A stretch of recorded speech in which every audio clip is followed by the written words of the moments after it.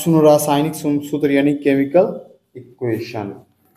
Chemical equation अभी जो हम पढ़ रहे थे वो क्या पढ़ रहे थे? सूत्र पढ़ रहे थे। क्या पढ़ रहे थे? सूत्र। सूत्र मतलब क्या? फॉर्मूला। वाह गजब, सही। उसका इंग्लिश फॉर्मूला। तो सूत्र मतलब क्या कि किसी चीज को लिखने का तरीका क्या है। ठीक है, मतलब कि कोई अगर है जैसे नमक है तो नमक का सूत्र क्या है, यानी नमक का एक्चुअली संकेत क्या है। ठीक है, नमक कैसे बना है।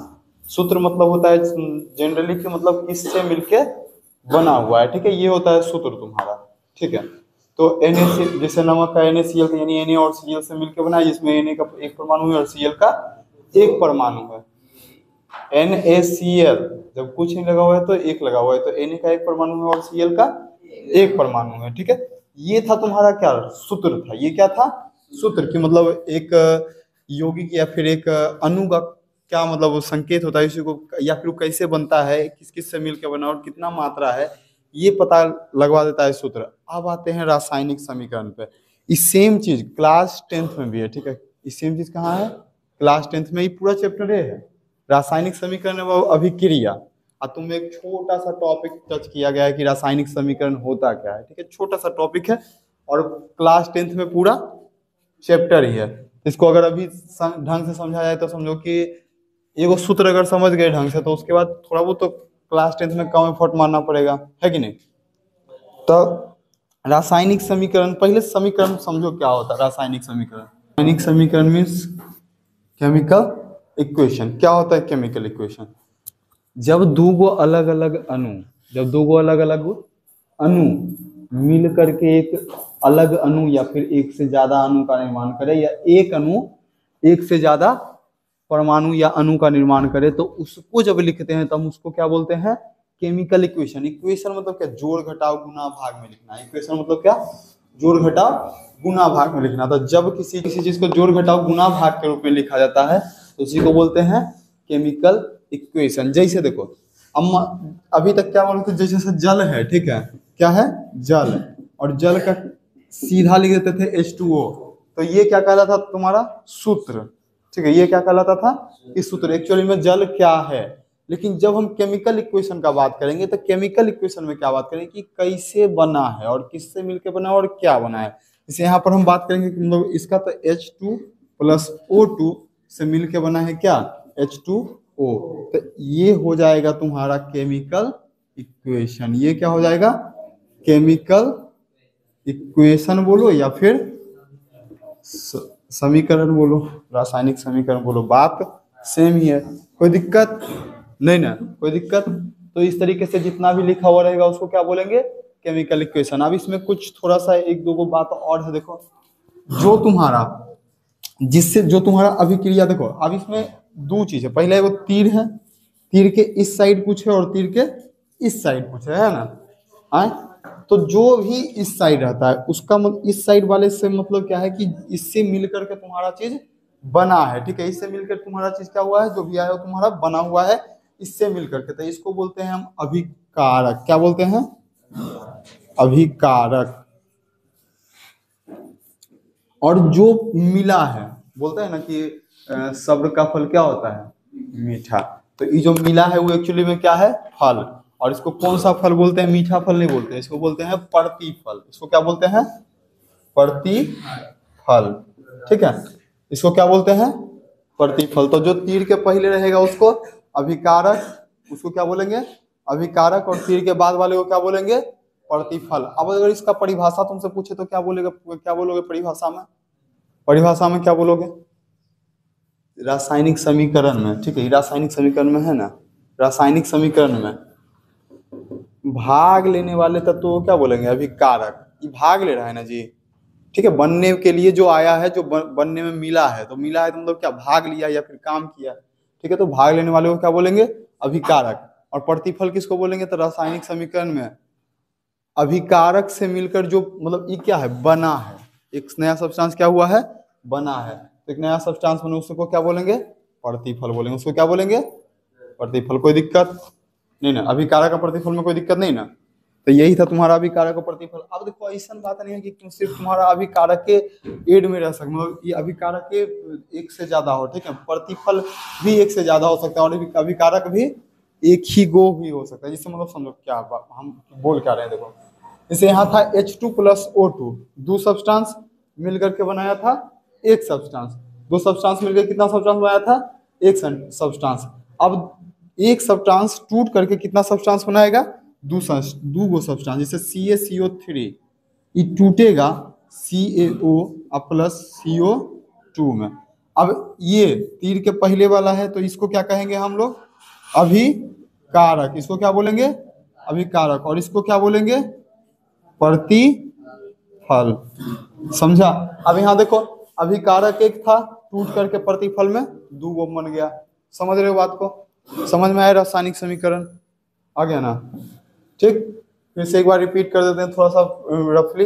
रासायनिक समीकरण किसको कहते हैं, तो बनने की जो विधि होती है उसको चिन्हों के साथ लिखना क्या कहलाता है, रासायनिक समीकरण कहलाता है। अब इसमें रासायनिक समीकरण में दो टर्म्स होता है, एक अभिकारक होता है और एक प्रतिफल होता है। एक अभिकारक और एक क्या होता है, प्रतिफल। तो तीर के पहले जो है वो अभिकारक है, और एक और भाषा में बोला जाए तो जो एलिमेंट मिल करके कुछ बनाता है, नया बनाता है, तो जो मिल के बनाता है उसको बोलते हैं अभिकारक, और जो बनता है उसको बोलते हैं प्रतिफल। उसको क्या बोलते हैं, प्रतिफल। ठीक है, तो यहाँ पर बनाने का काम कर रहा है CaCO3, क्योंकि CaCO3 टूट के बनेगा क्या, CaO + CO2। तो ई मिल करके ई बना रहा है ये, तो इसको बोलेंगे अभिकारक। ये बना रहा है तो ये अभिकारक, और ये बन रहा है तो ये प्रतिफल। कोई दिक्कत नहीं ना, आगे बढ़ा जाए।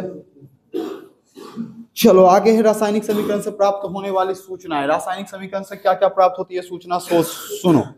रासायनिक समीकरण से पहला पता चलता है कि इसमें अभिकारक क्या क्या है। पहला क्या पता चलता है, पहला पॉइंट क्या पता चलता है, पहला पॉइंट कि अभिकारक कौन कौन है, अभिकारक कौन कौन है।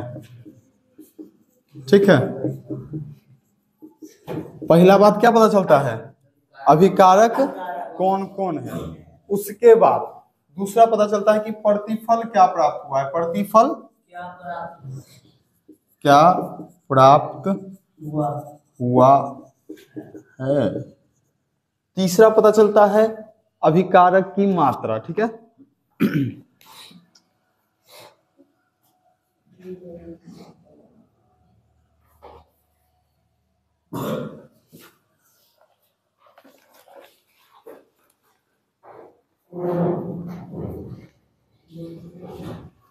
फिर उसके बाद यहां तक ही हो गया। ठीक है, तीसरा दूसरा ये था, और तीसरा पता चलता है कि अभिकारक और प्रतिफल किस अनुपात, मतलब कि अब सॉरी, अभिकारक जो मिलकर बना रहा है और जो प्रतिफल मिलकर बन रहा है किस अनुपात में है, और क्या उसका परमाणु भार हो सकता है एक अणु का। ठीक है, तो इसमें पता चलता है तुम्हारा भार के बारे में, भार मतलब अभिकारक और प्रतिफल का, प्रतिफल के भार के बारे में। ठीक है, अभिकारक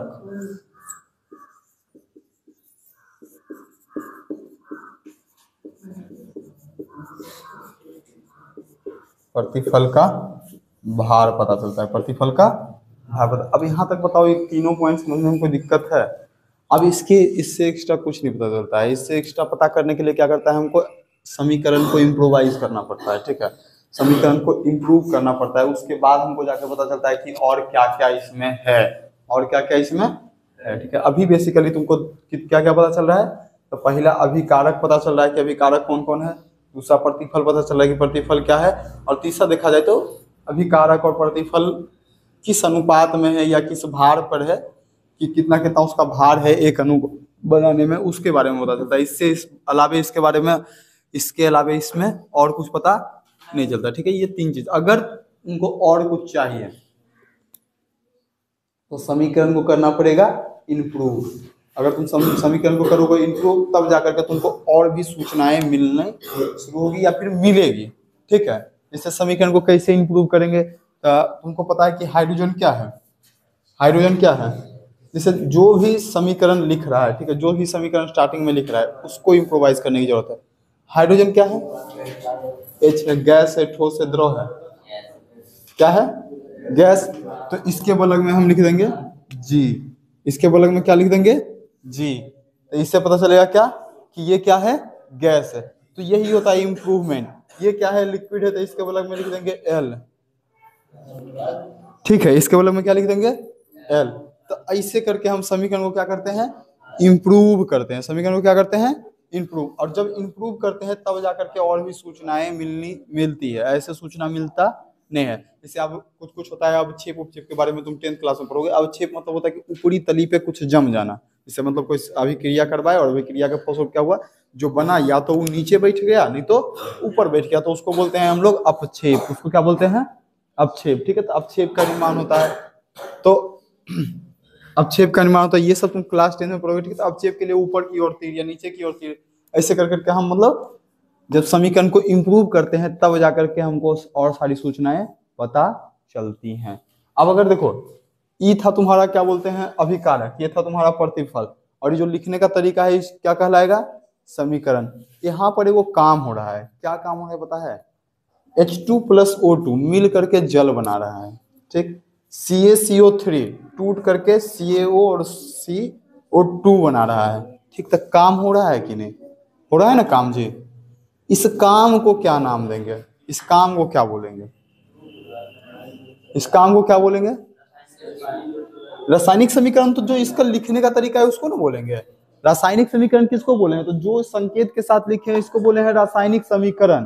ठीक है, और ये जो काम हो रहा है इसको बोलेंगे अभिकारक, है ना। तो काम को एक तरह से और तुम हिंदी में याद करता होगा कि क्रिया किसको कहते हैं, तो काम जिससे किसी काम के होने का बोध होता है उसे क्रिया कहते हैं। ठीक है, तो यहाँ पर अभी लगा हुआ, अभी के बाद क्रिया लगा दो तो अभी क्रिया कहलाएगा। ये पूरा जो काम हो रहा है उसको क्या बोलेंगे, अभी क्रिया बोलेंगे। क्या बोलेंगे, अभिक्रिया। समझे बात को। 3 टर्म बताएं, सॉरी 4 टर्म बताएं। पहला रासायनिक समीकरण, जब कोई अभिक्रिया हो रही है तो उसको संकेतों के साथ लिखना क्या कहलाता है, रासायनिक समीकरण। अभिकारक, अभिक्रिया में भाग लेने वाले तत्वों को बोलते हैं अभिकारक। प्रतिफल, जो बन के आता है उसको बोलते हैं प्रतिफल। और अभिक्रिया किसको बोलते हैं, अभिक्रिया बोलते हैं किसी रासायनिक समीकरण के होने में जो कार्य होता है उसे क्या बोलते हैं, अभिक्रिया बोलते हैं। या फिर एक से अधिक सब्सटेंस आपस में मिलकर एक से अधिक सब्सटेंस बनाते हैं, एक या एक से अधिक सब्सटेंस आपस में मिलकर एक या एक से अधिक सब्सटेंस बनाते हैं, इस क्रिया को क्या बोलते हैं, अभिक्रिया बोलते हैं। इस क्रिया को क्या बोलते हैं, अभिक्रिया। कोई दिक्कत नहीं ना, बस खत्म। रासायनिक समीकरण में कोई परेशानी नहीं। अब आगे बढ़ेंगे। पहले परमाणु द्रव्यमान और आणविक द्रव्यमान। रासायनिक समीकरण खत्म हो गया, रासायनिक समीकरण तुम लोग समझ गया, परमाणु क्या होता है समझ गया, अणु क्या होता है ये भी समझ गया। अब आगे बात करते हैं परमाणु भार और आणविक भार, यानी अणु और परमाणु का भार क्या होता है। ठीक, तो जिसे तुमको हम शुरू में जब बताए थे परमाणु के बारे में, डाल्टन के नियम से तो बताए थे ना कि परमाणु क्या होता है। तो परमाणु क्या होता है, किसी भी कण का वो सूक्ष्मतम रूप जो हमको नगण्य आंखों से दिखाई नहीं देता है उसको क्या बोलते हैं, परमाणु। उसको क्या बोलते हैं, परमाणु। अब देखो बात सुनो, परमाणु उसको बोलते हैं। ठीक है, परमाणु में क्या होता है कि मतलब परमाणु के भार को, जैसे अब अगर हम लोगों में वेट है, जैसे हम लोग किस चीज से मिलकर बने हुए, परमाणु से मिलकर बने हुए, कोई भी सब्सटेंस किस चीज से मिलकर बना हुआ है, परमाणु से। ठीक है, और अगर तुम में भार है, तो तय बात है परमाणु के पास भी क्या होगा, भार। यानी कि यहाँ पर भार, एक भार मैंने वो बोला, भार मत समझना, G×m। यहाँ भार मतलब क्या, द्रव्यमान का बात चल रहा है। ठीक है, भार मतलब समझ सकते हैं कि उसमें कुछ द्रव्यमान होगा। ठीक है, भार जहाँ बोले द्रव्यमान आ ही जाएगा, है ना। ठीक है, तो उसमें कुछ ना कुछ क्या होगा, भार होगा। ठीक है, अब उस भार को यानी उस वेट को निकालना क्या आसान है, है आसान। हम किसी दिन तुमको बताए थे कि एगो जो नमक का दाना होता है वो कितना परमाणु से मिलकर बना होता है, हजारों परमाणु, लाखों परमाणु से मिलकर बना होता है। तब हाँ, मतलब कि पूरा दुनिया का जितना भी आदमी है उस सबका जो संख्या है उससे भी ज्यादा, दुबल तिरपल है। मतलब ऐसे बताया था कि एक दाना नमक में इतना परमाणु है, और एक दाना नमक अगर कहीं गिरा देना तो तुम उसको नहीं खोज पाओगे। ठीक, उसको भी तुम खोज नहीं पाओगे, मतलब बहुत है। ठीक है, अभी फिलहाल 8 बिलियन है दुनिया का, मतलब संख्या है, मतलब इतना संख्या है 8 बिलियन। जनसंख्या 8 बिलियन लगभग लगभग है। अब उतना ज्यादा 8 बिलियन में समझो कि कितना जीरो होता है। ये हो गया तुम्हारा सैकड़ा, ये हो गया तुम्हारा हजार, और ये हो गया तुम्हारा मिलियन। और बात चल रहा है किसका? 8 बिलियन का। 9 गो जीरो आ गया। कितना जीरो आ गया? 9 जीरो। इतना ज्यादा संख्या है तुम्हारे एक दाना नमक में। तो जब इतना ज्यादा संख्या है, यानी कि समझ सकते हैं कि कितना छोटा होगा एगो परमाणु, है ना? कितना छोटा होगा एक परमाणु। और उस एक परमाणु का भार हमको क्या करना है? मेजर करना। उस एक परमाणु का भार क्या करना है हमको? मेजर करना है। तो मेजर करना क्या होगा? काफी मुश्किल होगा। और काफी मुश्किल के साथ साथ क्या होगा कि काफी छोटा होगा। होगा ना, काफी छोटा। ठीक। तो जो वैज्ञानिक थे वो किसी न किसी तरीके से तिक्रम लगा के अपना कर लिए वो काम। ठीक है, सूक्ष्मदर्शी से देखे कि कितना छोटा है, ऐसे करके मतलब पूरा एकदम बढ़िया से एक प्रोसेस से गुजर के किसी न किसी तरीके से नाप लिए कि मतलब परमाणु भार क्या होता है। और परमाणु भार नापने के बाद अब इसको हम ग्राम में व्यक्त नहीं कर सकते हैं, क्योंकि ग्राम में व्यक्त इसलिए नहीं कर सकते क्योंकि एक को ग्राम नहीं, 1 ग्राम तो छोड़ो, पॉइंट जीरो में अगर पॉइंट लगाए तो यहाँ से 23 को जीरो लगाना पड़ेगा, उतना ग्राम में है। तो ग्राम में तो व्यक्त कर नहीं सकते। तो व्यक्त क्या, किस चीज में क्या किए जानते हो? एक अलग यूनिट बनाए इसके लिए। एक अलग क्या बनाए? यूनिट, जिसको बोलते हैं AMU। क्या बोलते हैं? AMU, यानी atomic molecules unit. Atomic molecule unit, यानी इसका मतलब क्या हुआ? परमाणु द्रव्यमान इकाई, परमाणु भार इकाई, या atomic mass unit, sorry, mass unit, यानी परमाणु, इसको हिंदी में बोलते हैं परमाणु द्रव्यमान इकाई। यानी कि एक अलग, जिस तरीके से तुम्हारा ग्राम होता है ना, उसी तरीके से क्या है? परमाणु द्रव्यमान इकाई है। उसी तरीके से क्या है? परमाणु द्रव्यमान इकाई। अब तुम जब याद किया होगा, हाइड्रोजन का 1, हीलियम का 4, लिथियम का मतलब 3 तो परमाणु संख्या ना होता है जी। कितना होता है? 7। उसके बाद फिर लिथियम हो गया। उसके बाद क्या होता है? बेरिलियम ना। बेरिलियम का कितना याद किया था? 9। फिर उसके बाद क्या होता है? बोरोन का कितना याद? बोरोन का कितना याद किया था? 11। कार्बन होता है, उसके बाद कार्बन का कितना याद किया था? 12। उसके बाद फिर कौन होता है? नाइट्रोजन होता है। नाइट्रोजन का कितना याद किया था? कार्बन का कितना? फिर उसके बाद ऑक्सीजन। ऑक्सीजन कितना होता है? अच्छा, ये जो 1, 4, 7, 9, फिर कितना बोला था बोरोन का? 11, फिर 12, 16, ये सब जो बोल रहे हो ये किस यूनिट में बोल रहे हो? ग्राम में बोल रहे हो, कुछ और में बोल रहे हो? आए, किस चीज में बोल रहे हो? आए, ये तुम बोल रहे हो AMU में। क्या बोल रहे हो? किस में बोल रहे हो? AMU में, कि मतलब 1 AMU उसका भार होगा, उसका 2 AMU भार होगा, 3 AMU भार होगा। ठीक है, ऐसे करके तुम बता रहे हो। ठीक। अब बात करते हैं कि परमाणु द्रव्यमान तो ठीक है, ये हो गया। अब डिसाइड कैसे करेंगे किसी तत्व का परमाणु द्रव्यमान क्या होना चाहिए? तो सबसे पहले उस परमाणु द्रव्यमान निकालने के लिए एक होता है, पहले तुम ये वो याद किए हो, अलग बात है। ठीक है, और एक होता है जो कि बेसिक बताता है, पूरा तरीके से नहीं बताता। ठीक है, मतलब एगो सापेक्षिक परमाणु द्रव्यमान होता है, जिसको बोलते हैं कार्बन 12। सुने हो कार्बन 12? जानते हो क्या होता है? अच्छा, एक बार तुमको हम बताए थे कि एक परमाणु का अलग अलग भार हो सकता है, बताए थे ना? बताए थे कि नहीं बताए थे? एगो बताए थे क्या? कार्बन मतलब हाइड्रोजन का बताए थे कि हाइड्रोजन का द्रव्यमान अगर 1 है तो उसको हाइड्रोजन बोलेंगे, और अगर हाइड्रोजन का द्रव्यमान 1 से ज्यादा यानी 2 है तो उसको बोलेंगे ड्यूटेरियम बोलेंगे। क्या बोलेंगे? ड्यूटेरियम। ठीक है, ऐसे करके हम बताए थे ना। ठीक। उसी तरीके से कार्बन का भी 2-3 गो प्रूफ होता है। एक होता है कार्बन 12, एक होता है कार्बन 14, एक कार्बन 16 होता है। दो के अंतर पे एक कार्बन, दो के अंतर पे 3 गो उसका प्रूफ है। ठीक। तो ये जो कार्बन 12 होता है ना, इसका जो परमाणु भार है उसको माना गया परमाणु द्रव्यमान इकाई माना गया। क्या माना गया है? सापेक्षिक परमाणु द्रव्यमान माना गया है। किसको क्या माना गया है? सापेक्षिक परमाणु द्रव्यमान। इसको माना जाता है सापेक्ष परमाणु द्रव्यमान।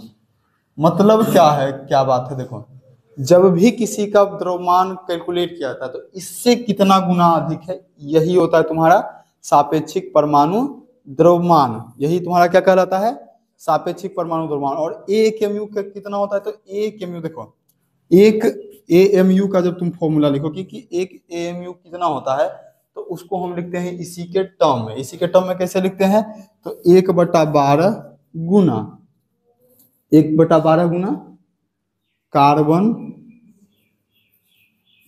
12 का परमाणु द्रव्यमान।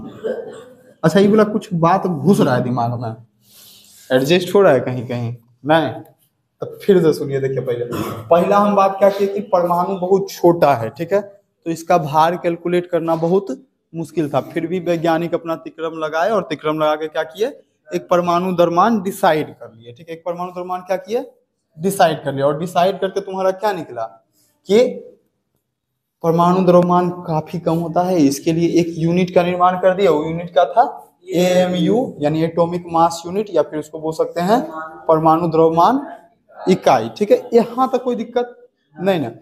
अब जब परमाणु द्रव्यमान इकाई निकल गया, ठीक है, तो परमाणु द्रव्यमान इकाई किसके बराबर है एक्चुअली में, किसके सापेक्ष निकाला गया था, तो ये निकाला गया था कार्बन 12 के सापेक्ष। किसके सापेक्ष निकाला गया था, कार्बन 12। कहे कि कार्बन 12 जो है एकदम स्टेबल चीज है, जिससे इसका तो परमाणु द्रव्यमान कितना है 6 और इसका परमाणु भार कितना है 12, तो इसके लिए इसको लिया गया, ये ज्यादा स्टेबल था इसलिए इसको लिया गया। ठीक है, अब एक एमयू कितना है, तो 1/12 से तुम जब कार्बन में गुना कर दोगे, कार्बन 12 के द्रव्यमान में, कार्बन 12 का द्रव्यमान कितना होता है, कितना होता है कार्बन 12 का द्रव्यमान, 12 होता है ना, 12 एमयू होता है कि नहीं होता है।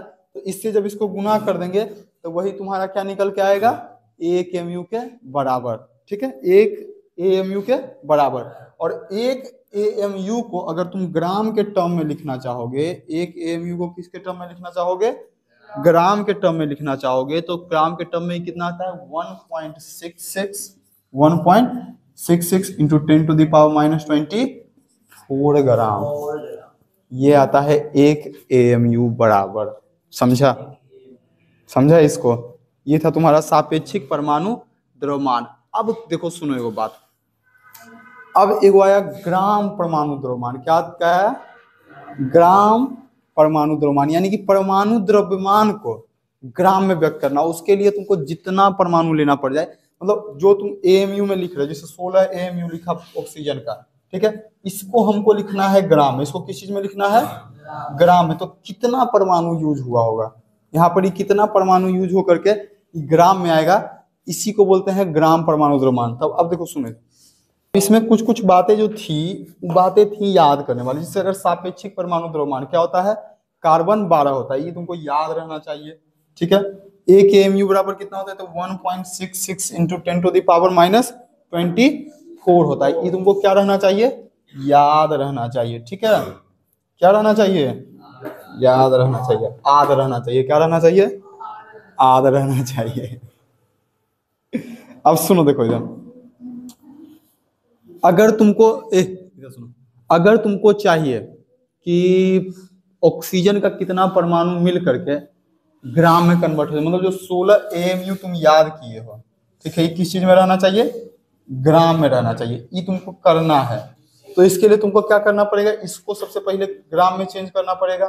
ठीक, एक एमयू बराबर कितना ग्राम, इतना ग्राम, कोई दिक्कत 1.66 इंटू 10⁻24। ठीक है, तो यानी 16 एएमयू को जब इसी से गुना कर देंगे 1.66 इंटू 10⁻24 ग्राम से, तो आ जाएगा तुम्हारा ये, मतलब कि इतना ग्राम होगा ना, ऑक्सीजन के एक परमाणु का भार इतना होगा कि नहीं होगा, ठीक होगा ना, इतना ग्राम के टर्म में।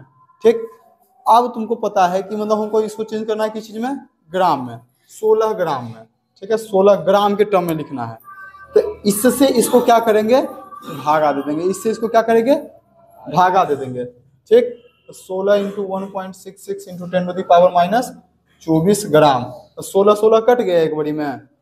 ठीक, अब बचा यहाँ से क्या, 1.66 इंटू 10⁻24 इज इक्वल टू 1 बटा 166 इंटू 10⁻24 को जब हम ऊपर ले जाएंगे तो हम जानते हैं जब पावर में नीचे में माइनस में रहता है तो ऊपर में जाकर किस चीज में बदल जाता है, प्लस में। ऊपर में जाकर किस चीज में बदल जाता है, प्लस में, यानी 10⁻24 आ जाएगा ना। ठीक, अब इससे इसको भागा दो, यानी 1.66 से भागा दो 1 में। तो ऐसे भागा नहीं देंगे हम, ऐसे भागा देंगे कि मतलब जैसे यहाँ से अगर 10 तुम उड़ाते हो तो ऊपर जाएगा 100, यानी यहाँ से 100 हो जाएगा ना। ठीक, तो 166 को हम भागा देंगे कितना से, 100 से। तो 7.10 कितना बार में लगेगा बताओ, कितना बार में लगेगा, 6 बार में लगेगा। कितना बार में लगेगा, 6। तो 6 बार में लगाएंगे तो 6 36 के 6 बाकी 3 39, और यहाँ से फिर से आ जाएगा 9। कोई दिक्कत?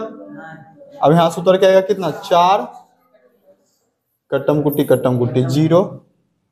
ठीक है, पॉइंट। अब फिर अब यहाँ 0 देंगे तब यहाँ आएगा क्या, 0 आएगा। कटना नहीं चाहिए था रे। अब कितना बार में लगेगा, 2 बार में। ठीक है, तो 2 बार में लगाएंगे तो आएगा तुम्हारा 6 दूनी 12 2 बाकी 1, 13 के 3 बाकी 1, 2 332। काटेंगे तो कितना आएगा, 8 आएगा, 1 आएगा, और यहाँ से फिर से 8 आएगा, और यहाँ से 6 आएगा, यहाँ से कितना आएगा, कटम गुटी, ये सब फिर से 0 देंगे। तो फिर से लगाएंगे कितना बार में लगेगा, फिर से 3 बार में लगेगा। ठीक है, यहाँ से बेसिकली हम बुक में देखते हैं कितना दशमलव में चेंज करके आता है, बात खत्म उतना। अब यहाँ से आया है 6.022। अब यहाँ से देखो क्या आया, तुम्हारा आया है 0.022 गुना 10⁻24।